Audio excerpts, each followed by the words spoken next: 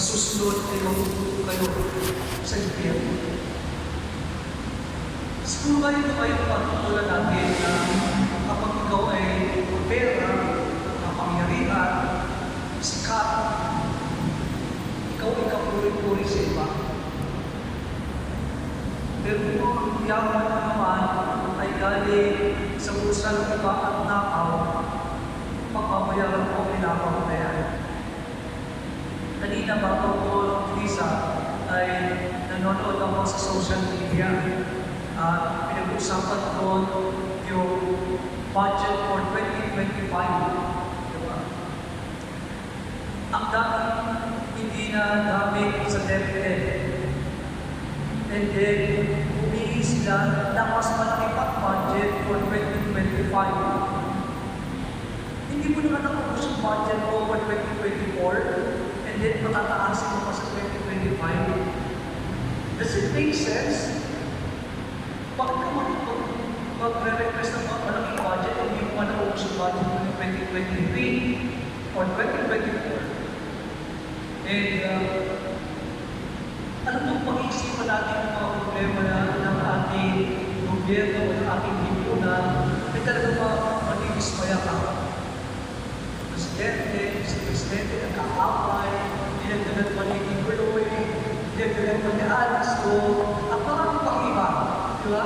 So kung iisipin mo yun, mababaliw ka talaga sa kanila. Kasama ng mga banig, nakakalawa. Pero naniniwala ako sa visa ng pananalamin. Tayo may kansa kung hindi man sa ating present time, siguro sa mga susunod na panahon, kung makakamit din natin yung mga hinihiling natin, or kahit hindi man dito sa mundo na ating ginagalawan, sigurado ay makakamit ang justisya sa kabilang buhay. Kaya tayo man ay nagsisitapis, tayo man ay naghihirap, pero nasa tamang lugar tayo, pinakain natin, pinagpakuran natin, pinaghihirapan natin. Yung isusuko sa anak mo, hindi nga sa nakaw. Papanag ka. Dahil natini kang tapat sa Diyos. And that is katapatan. Kahit man tayo ay natutulong, hindi lang pisikal, mayaman ka man o mahirap, tayo ay mayroon kagutuman. At ito yung hindi lang masasagutan ng pagkain pisikal. Usapin tayo sa salita ng Diyos sa sakramento. Kahit naman sino may problema sa atin, pero kung mayroong Diyos tayo na kinakapitan, ay kaya natin harapin ang naman ang dilubyo at pagsubok sa buhay natin. Papalag kayo dahil kayo ay tatawagin mga anak ng Diyos. Amen. Mayaman naman o mahirap, lahat tayo ay sama-sama tinatawag ng Diyos bilang kanyang mga anak ng kaharian. Manalangin tayo sa Ama na may tunay na puso at sa bawat kahilingan na ating kumitutugon, Panginoon, dinggin mo ang aming panalangin. Panginoon, dinggin mo ang aming panalangin. Ang simbahang lumaranas ng pag-uusig, naway patuloy na kumapit sa pananampalataya at ipunin ang lahat sa pagkakaisa. Manalangin tayo sa Panginoon. Panginoon, dinggin mo ang aming panalangin. Ang mga dukha at mga nagugutom, naway tumanggap ng kanilang kabusugan sa pamamagitan ng tapat na paglilingkod ng ating mga pinuno. Manalangin tayo sa Panginoon. Panginoon, dinggin mo ang aming panalangin. Ang mga sumasampalatayang inuusig, iniinsulto, kinamumuhian at inaabuso, naway magbunyi sa kasiyahan ng kahariang naghihintay sa kanila. Manalangin tayo sa Panginoon. Panginoon, dinggin mo ang aming panalangin. Ang mga may sakit at mga matatanda, naway makadama ng kasiguruhan sa pamamagitan ng ating pag-ibig at pag-aaruga sa kanila. Manalangin tayo sa Panginoon. Panginoon, dinggin mo ang aming panalangin. Ang mga tapat na yumao, naway tumanggap ng hamag ng Panginoon sa tulong ng ating mga panalangin. Manalangin tayo sa Panginoon. Panginoon, tingin mo ang aming panalangin. Makapangyarihang Diyos, pakinggan mo ang aming mga hinaing. Naway pahayag ng aming buhay ang kaligayang inihanda mo maging amin, sapagkat ikaw ang aming Panginoon, ngayon at magpakailanman. Amen.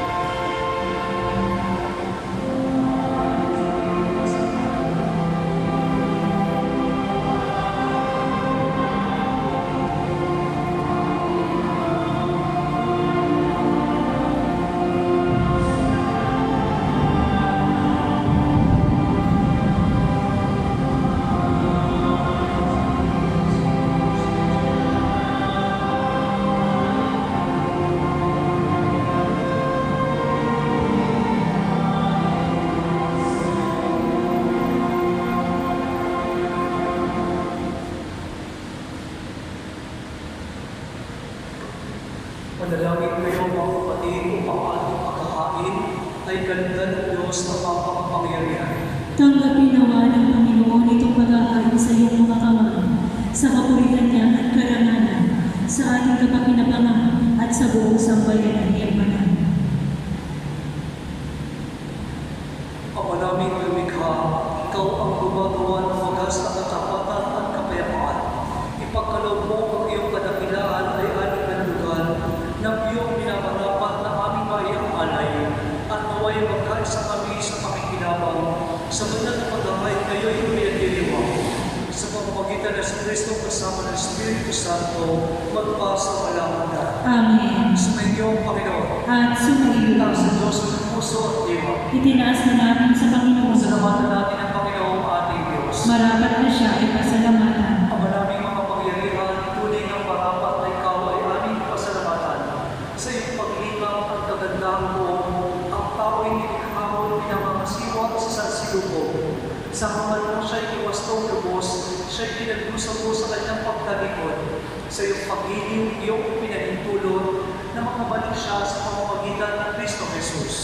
Kaya kinasa ng mga anghel na nagsisiawin ng papuri sa iyo na walang hupay sa kaluitan, kami nagpupunhin sa iyong kadakilaan.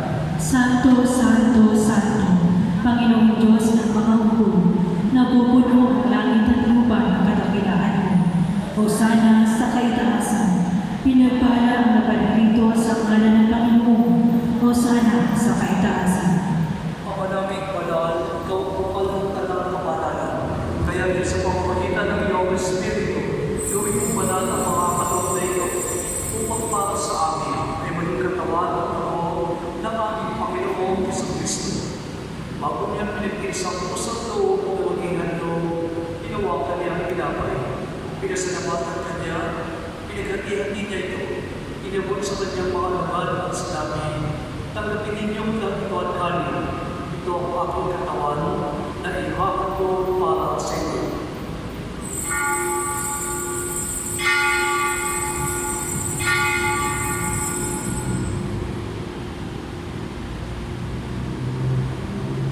Doon naman ang matapos ang hapunan, tinawagan niya ang kalis. Muli na niyang pinasalamatan. Inabot ang kalis sa kanyang mga dagal at sinabi, tanggapin ninyong lahat ito at pinamin. Ito ang kalis ng aking dugo, ng bago at walang hanggan ni Pano. Ang aking dugo ay bubuhos para sa inyo at para sa marami, sa kapagpapatawad ng mga kasalanan. Gawin ninyo ito bilang pag-alaala sa akin.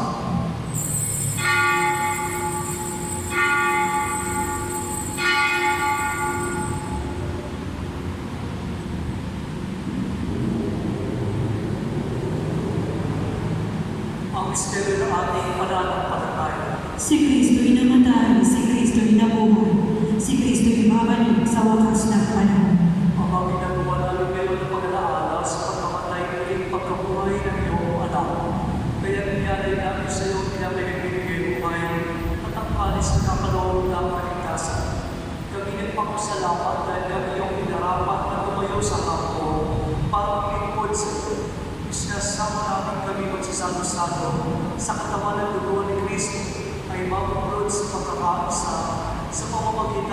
Espiritu Santo. Ang malikapin mo yung simbang nagala sa buong daigdig. Puspusin mo kami sa pag-ibig. Kay San Francisco na aming Papa, ni Roberto na aming Kristo, at lahat ng kaparian. Alalahanin mo rin ang kapatid namin na hinday na may pag-asa sila muling mabubuhay. Gayon din ang lahat ng mga pumanaw. Kaawan mo sila at patuloyin sa iyong paliwalagan. Kaawan mo at nagdapatin kaming lahat na makasama sa iyong buhay na walang wakas.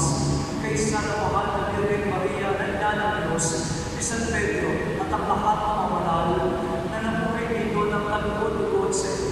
May pagpihong gawa namin ang pagpupuri sa karangal mo sa pamamagitan ng iyong anak na aming Panginoong Jesucristo.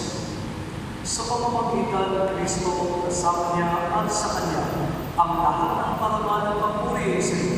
Diyos ang mga makapangyarihan, kasama ng Espiritu Santo, magpasawalang hanggan.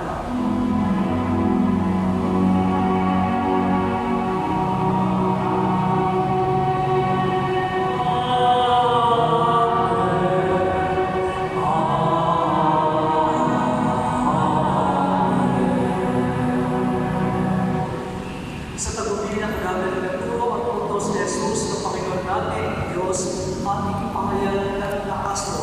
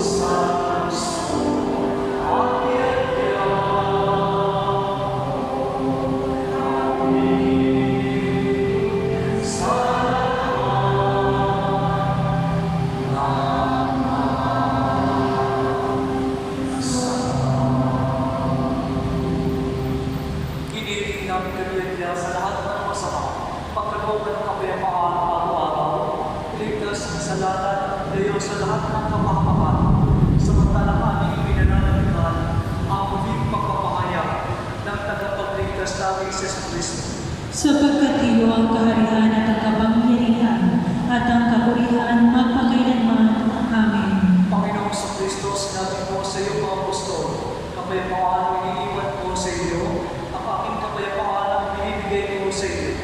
Tungkol mo ang aming pananampalataya at huwag ang aming mga pagkakasan.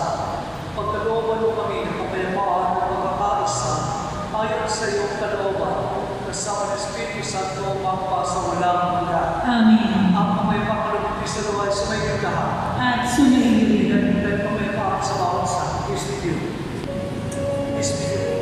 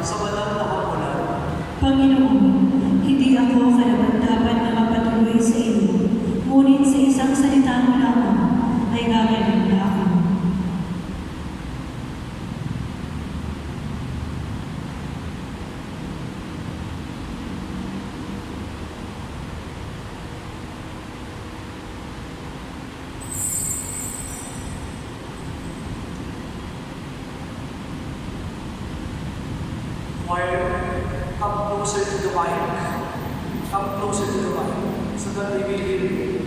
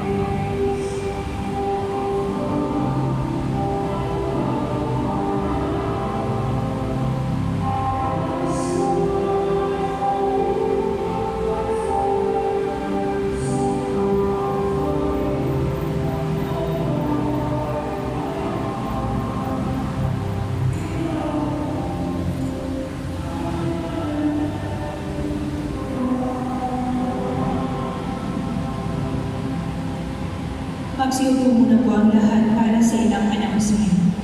Ang ating mga misa debosyon, bukas po ay Webes. Araw na lang natin kay Nantesa at Sencho. At sa Friday ay daan naman natin para kay Nazareno at Sacred Heart of Jesus. Simba po tayo araw-araw, lalo na ang mga 60 years old pataas. Ang ating first communion at coffee is September 28, kaya mag-isa na po sa ating opisina. Maaari po tayo magbulong ng ating ikabula o piling sa mga nakakalimutang access sa ating simbahan.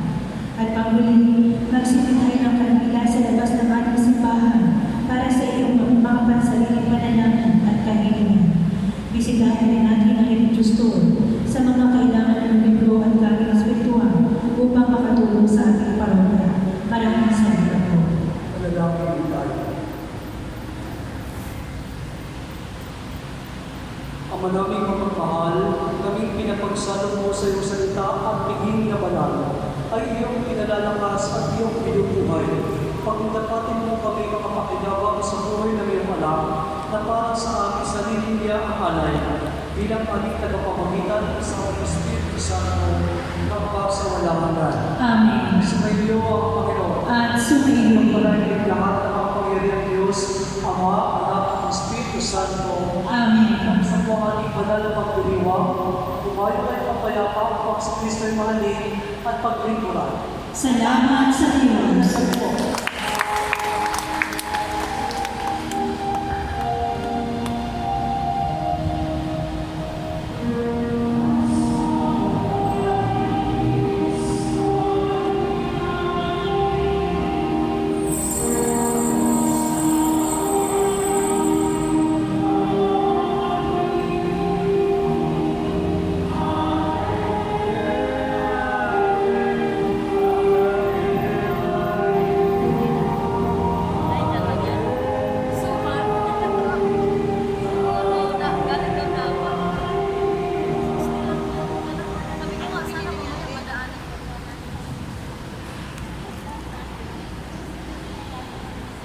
Please remain standing for the opening prayer to the Novena for our Mother of Perpetual.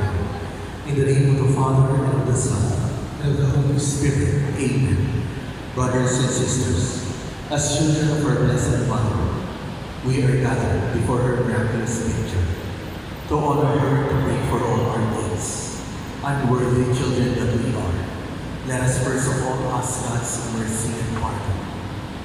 Merciful Father, you sent your divine Son to redeem us by his death and resurrection, and to give us new life. By this you make us your children, to love one another in Christ. How many times in the past we have forgotten your sublime dignity. We have sinned against our brothers and sisters. We have offended you. Merciful Father, forgive us, repenting sincerely of our sins. May we always live as your truly devoted children. Please all kneel for the Novena prayer. Dear Mother of Perpetual Help, from the cross Jesus gave you to us for our mother. You are the kindest, the most loving of all mothers. Look tenderly on us, your children, as we now ask you to help us in all our needs, especially this one.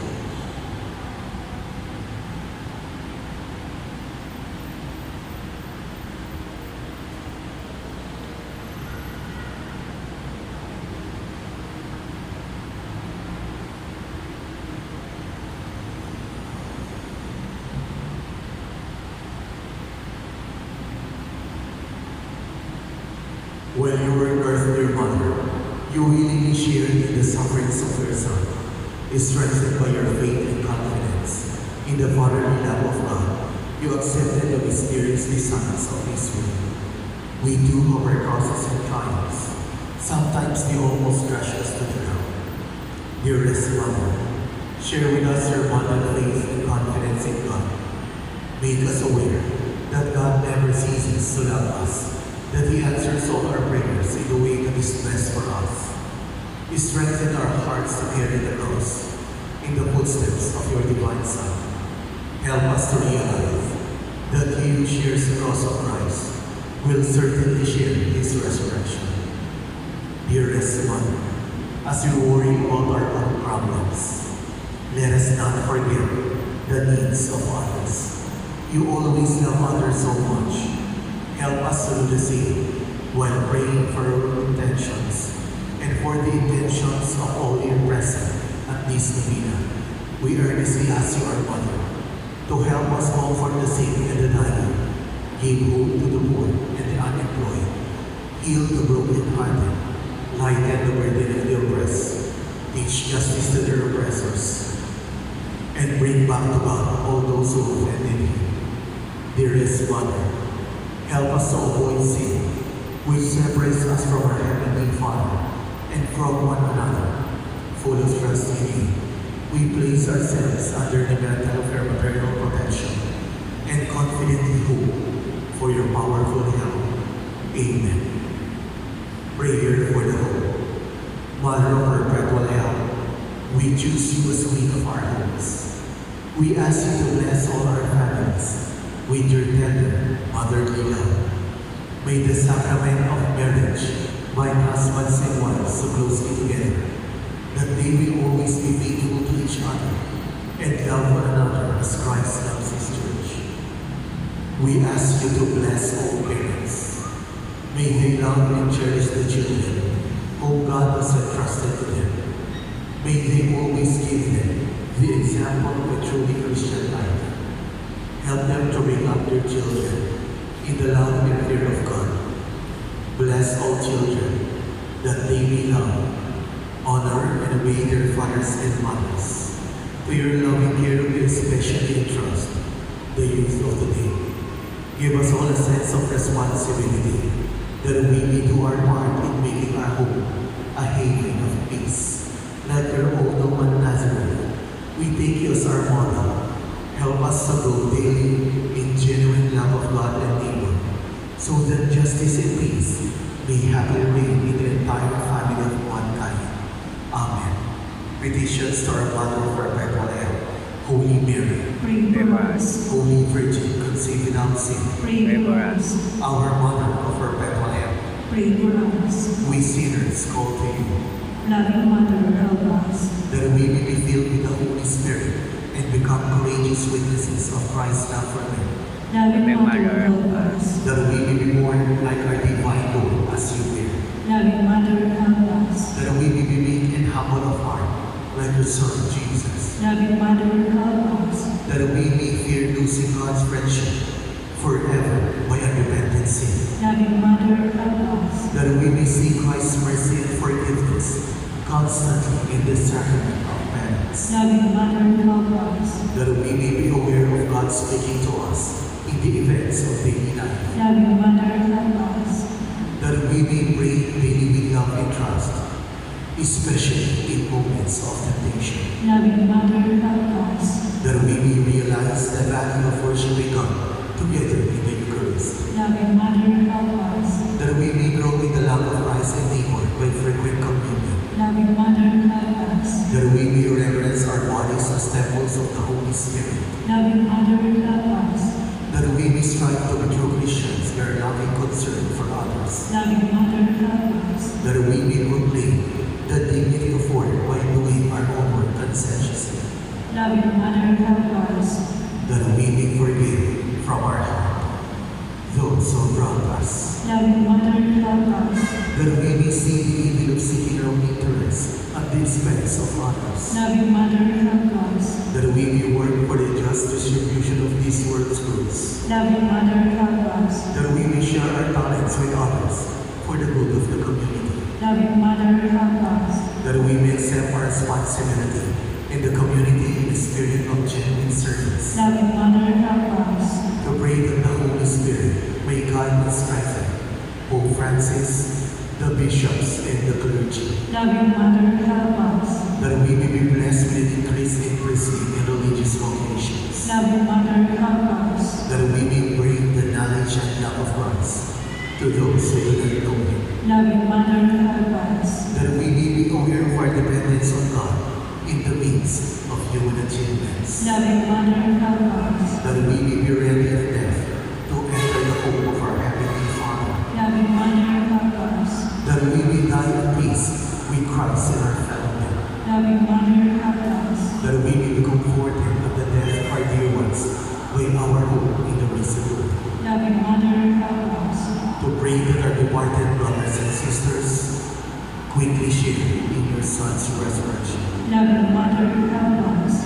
Let us pray in silence for our personal intentions.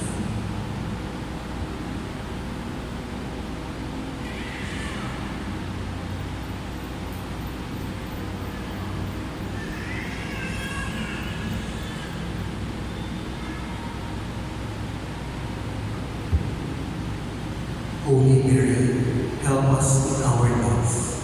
Pray for all the people of God. May all experience your perpetual help. Lord, you gave us Mary to be our mother and were ready to help us. Grant us the grace to help others to her in all our needs. Amen. Thanksgiving prayer. Lord Jesus Christ, truly present in the most blessed Eucharist, we adore you. It has pleased the Father that the world is goodness should live, and that through you he should reconcile things with himself. Grant us the grace to be truly grateful for all that our Father has done for us. Grant that we may truly sorry for our sins, to penance for them. Through you, we thank the Eternal Father for the gift of life. He has created all the wonderful things of this world for us. May we learn to use them well, so that through them we may grow in love for Him. Above all, we thank our Father for sending to us as the greatest expression of His love, to save us in all creation by your death and resurrection. We thank you, Lord, for giving us your own mother, to be our mother of perpetual love. May the countless favors we have received through her intercession, and especially through the novena, inspire us to greater confidence in God's loving mercy and perpetual love. Grant that we will always know the holy will of God and persevere in His love. To the most holy Trinity, Father, Son, and Holy Spirit, be honor, glory, and thanksgiving forever and ever. Amen. Prayer for the sick. Lord Jesus Christ, you bore our sufferings and carried our sorrows, in order to show us clearly the body of human weakness and patience. Graciously hear our prayers for the sick. Grant that they who are weighed down with faith in other revelations of illness may realize that they are among the chosen ones of the God blessed.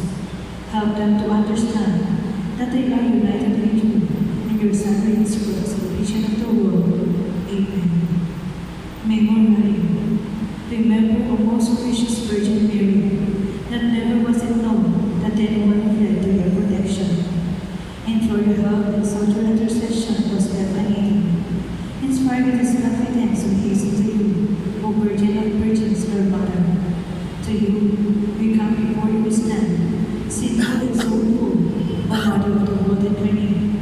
Do not despise our petition, but in your mercy, hear and answer us. Amen. Please all stand. In Mary, full of grace, the Lord is with you. Blessed are you among women, and blessed is the fruit of your womb, Jesus. Holy Mary, Mother of God, pray for us sinners, now and in the hour of our death. Amen. In the name of the Father, and of the Son, and of the Holy Spirit. Amen. Good evening,